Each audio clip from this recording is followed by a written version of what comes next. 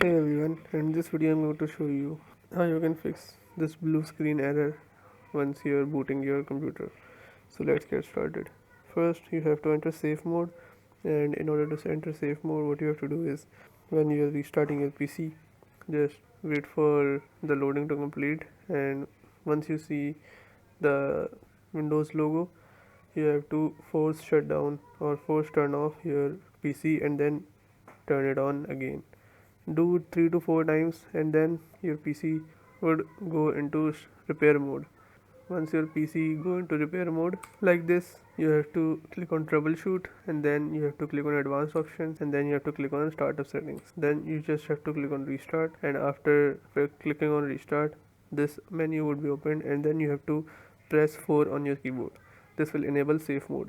After entering into safe mode, what you have to do is right click on this start menu and click on device manager. Now click on display adapters and right click on your graphic card or any display available and click on properties. Then go to driver and here you will find rollback driver. Just click on this and click on apply and click on OK.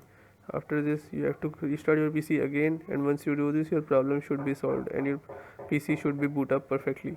If your problem still occurs, make sure to comment down below so we can bring a detailed guide on this video. If you like the video, give it a thumbs up, subscribe, comment down below, and thanks for watching.